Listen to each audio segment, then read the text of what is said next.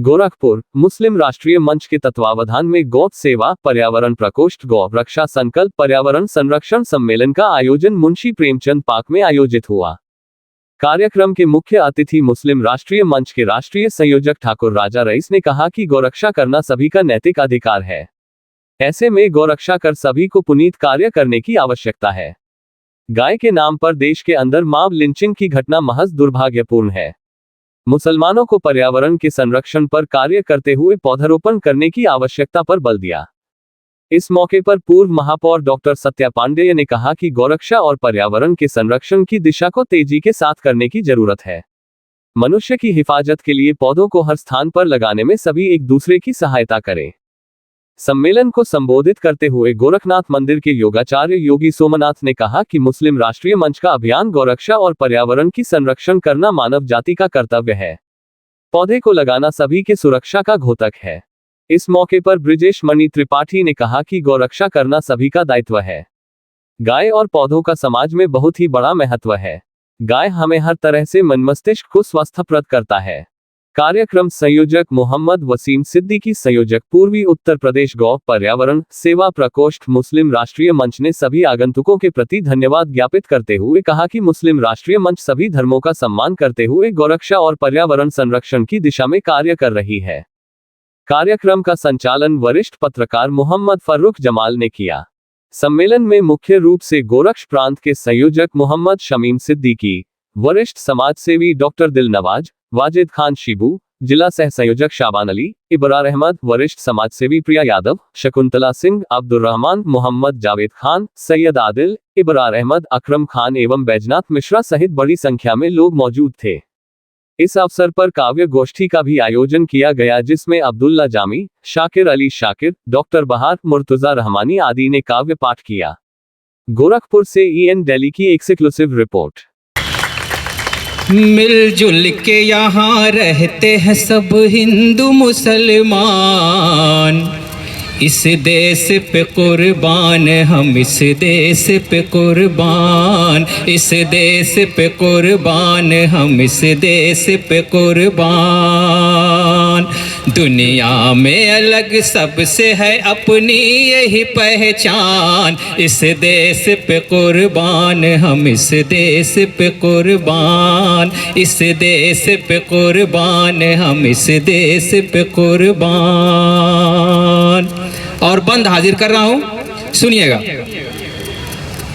इस सर को कटा देंगे हम इस देश की खातिर, इस सर को कटा देंगे हम इस देश की खातिर, अपने को मिटा देंगे हम इस देश की खातिर, अपने को मिटा देंगे हम इस देश की खातिर। घर बार लुटा देंगे हम इस देश की खातिर, घर बार लुटा देंगे हम इस देश की खातिर, हर चीज गवा देंगे हम इस देश की खातिर, हर चीज गवा देंगे हम इस देश की खातिर। ये देश मेरा,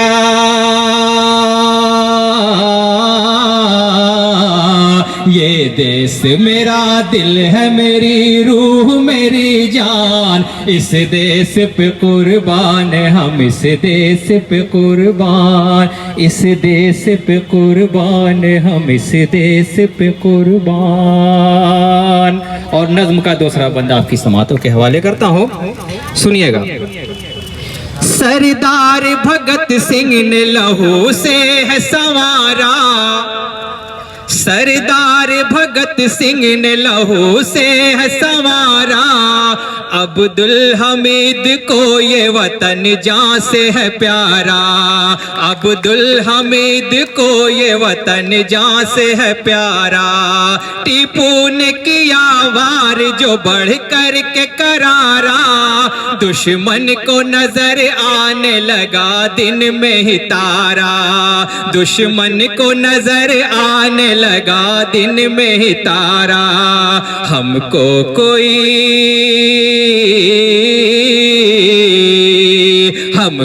कोई हरान का पाले नहीं गुमान, इस देश पे कुर्बान हम, इस देश पे कुर्बान हम, इस देश पे कुर्बान हम, इस देश पे कुर्बान। और नज्म का तीसरा बंद बहुत ही खूबसूरत बंद है, मैं खास तवज्जो चाहूंगा आपसे। कान्हा का वतन और यशोदा का वतन है, कान्हा का वतन और यशोदा का वतन है, मीरा का वतन है यही राधा का वतन है, मीरा का वतन है यही राधा का वतन है राम का ये देश ये सीता का वतन है राम का ये देश ये सीता का वतन है, ये झांसी की रानी का ये रजिया का वतन है, ये झांसी की रानी का ये रजिया का वतन है। आओ के गर्व से कहे, आओ के गर्व से कहे भारत मेरा महान, इस देश पे कुर्बान हम, इस देश पे कुर्बान, इस देश पे कुर्बान हम, इस देश पे कुर्बान। खजुराहो अजंता की है तारीख पुरानी, फनकारी है ऐसी कि ये दुनिया है दीवानी, फनकारी है ऐसी कि ये दुनिया है दीवानी, करता है बयां लाल किला अपनी कहानी, है ताजमहल अब भी मोहब्बत की निशानी, है ताजमहल अब भी मोहब्बत की निशानी, दुनिया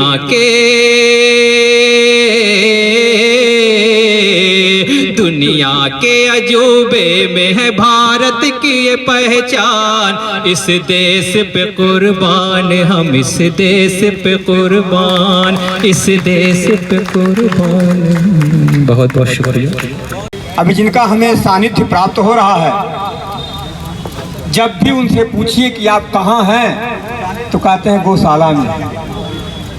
आवास भी आप गौशाला के बगल में जो संत निवास है वहीं बनाए हैं, और दिन में मुझे लगता है कम से कम 50 बार तो गायों का दर्शन करते ही हैं, गौशाला में 3-4 बार जाते ही हैं, और अपने विद्वता के चलते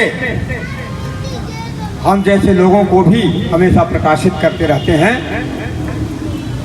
योग की जो संकल्पना है, योग जो जोड़ने का काम करता है, आज यहाँ जो हम लोग बैठे हैं वह योग ही कर रहे हैं। योग की माँ के कदमों में जन्नत है, यहीं पे जरा से वो चूक गए। माँ के कदमों में जन्नत नहीं है, माँ की सेवा में जन्नत है। इसलिए अपनी बहनों से कहेंगे कि बेटी जन्मे तो उसको धूमधाम से उसका जन्म मनाए, खुशी मनाए। बेटी घर की लक्ष्मी है, बेटी घर की इज्जत है, जीनत है, इसलिए बेटी जन्मे तो खुशी मनाए। यहीं से अपने आप को रोक करके और योगी सोमनाथ जी से आग्रह करेंगे, और बहन सत्या जी बैठी है, शकुंतला जी बैठी है, योगेश जी बैठे, सिंधु प्रसाद कार्यकर्ता बैठे, यहीं से माफी के साथ आग्रह के साथ स्वागत बहुत खुला हुआ मैं चल रहा हूँ, थोड़ा सा आराम करूँगा। एक बहुत बहुत धन्यवाद। आज के तत्वाधान में गौ रक्षा के लिए संकल्पित ये कार्यक्रम हो रहा है। मैं इसके लिए आभार व्यक्त करती हूँ आयोजक मंडल का। और ये बात सही है कि गौ को हम लोग माँ कहते हैं, क्योंकि गौ के अंदर की जो एक मतलब अगर हम हिंदुओं की बात करें, जैसे उसमें तो सारे देवी देवता वास करते हैं। आखिर देवी देवता को देखा थोड़े ना कोई है, ये है कि उसका हर अंग, हर रोआ रोआ उसका जो है वो हमें ऊर्जा देती है। और वो ऊर्जा कैसे मिलता है? हमें उसको दूध के माध्यम से। दूध का आप देखते होंगे, और जो दूध देने वाले हैं उनके दूध सफेद होते हैं, लेकिन गौ माता के दूध जो होते हैं तो हल्के पीले लिए होते हैं, क्योंकि उसमें स्वर्ण का एक उसमें तत्व होता है, जो हमारी वो स्वर्ण नहीं कि हम गहना गढ़ा लें, ये वाला नहीं।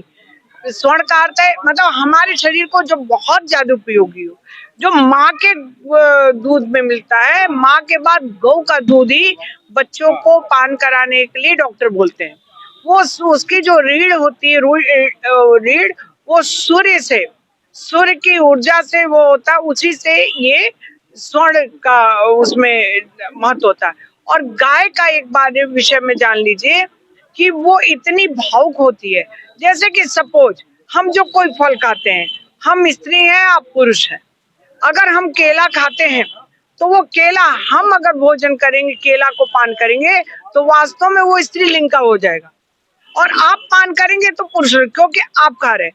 और उस केले का पान करेंगी तो वो गौ के समान हो जाता है। इसलिए क्योंकि वो इतना ज्यादा जुड़ाव है मनुष्य के नजदीकी सब। ईश्वर हमें ऐसे ही थोड़ी धरती पे मानव बना के भेज दिया है, हम कैसे जिए, हम प्रकृति के बीच में रहे। हमारे लिए वृक्ष दिया है, हमें भोजन के लिए फल दिया है, तो हमें माता जितना दिन दूध देती है बच्चे को जन्म लेने के बाद, लेकिन वो बच्चा दुग्ध से वंचित न हो, इसीलिए लगता है गौ माता दिया। और ये मुस्लिम राष्ट्रीय मंच ने जो किया कार्य, वास्तव में ये बहुत ही बड़ी बात है और ये होना भी चाहिए। हर घर दिया जलना चाहिए, अच्छी बातों के लिए प्रकाश होना चाहिए, अच्छी बातों का ज्ञान होना चाहिए। हमें आगे आने के लिए अपने बच्चों को भी वो जानकारी देनी चाहिए। बहुत खुशी है कि आज हमारी मुस्लिम बहनें यहाँ हैं जो अपने नौनिहालों को लेके यहाँ बैठी हैं। ये होना चाहिए। यही वास्तव में हम अपने संस्कार को अपने आगे आने वाले बच्चों के जरिए उस संस्कार को और बढ़ाते हैं और उसे स्थिर रखते हैं। बहुत बहुत धन्यवाद। आपके चैनल के माध्यम से मैं सभी को बहुत बहुत शुभकामनाएं देती हूँ, और मुझे पता है कि आप इस कार्यक्रम में उसके बाद जो दर्शक श्रोता इसे सुनेंगे और देखेंगे, उससे आगे पीढ़ियों को आगे जो और भी हैं जो लोग यहाँ नहीं पहुंचे हैं, उससे लोग उससे जानकारी लेंगे। आज यहाँ कवि सम्मेलन भी हो रहा है, और कवियों के बीच में देखिए अभी जो हो रहा था कि ये भारत हमारा राष्ट्र है। हमारा राष्ट्र नहीं रहेगा तो हम हिंदू मुस्लिम सिख ईसाई बन के क्या करेंगे। अरे पहला तो हमारा राष्ट्र है, राष्ट्र के ही का हमें मान बढ़ाना चाहिए। और राष्ट्र हमारा संस्कार भी जो देता है वो संस्कार है, उस संस्कार को आगे बढ़ा के हमें पूर्णता से, और ये संस्कार यही है कि हम एक हैं, एक रहें, और एक बन के एकता का मिसाल अपने संस्कारों को संचित करें। बहुत बहुत धन्यवाद। ऐसा है 30 पारे 666 आयतें और सूरह बकर की 286 आयतें ऐसी हैं जिसमें कुरान में गाय बकर जो है, गाय को अरबी में कहते हैं। अगर गाय इतनी अजीम होती तो अरब में गाय की कुर्बानी दी जाती। इसलिए 1 अरब 15 करोड़ लोगों की भावनाओं को ठेस पहुंचाना तो सीधे सीधे ये है, कहीं ना कहीं हम गुनाह कबीरा कर रहे हैं। इसलिए अगर गाय कटेगी तो मौत लिंचिंग होगी, इसलिए गाय एक भी नहीं कटनी चाहिए। यही लेकर के संकल्प का कार्यक्रम पूरे देश में चल रहा है, उसी में हम आए हुए हैं। दूसरी चीज, हुजूर सल्लल्लाहु अलैहि वसल्लम की एक हदीस है कि प्रत्येक मनुष्य को, खासतौर से मुसलमान को, कम से कम कुछ नहीं तो 10 पेड़ लगाने चाहिए। यदि वो पेड़ नहीं लगाता है तो वो जहन्नुम में जाएगा। इसलिए पेड़ लगाना अनिवार्य है। पेड़ लगेगा, हम बचेंगे, हमारी आने वाली पीढ़ी बचेगी। इसलिए पेड़ लगाना अनिवार्य है।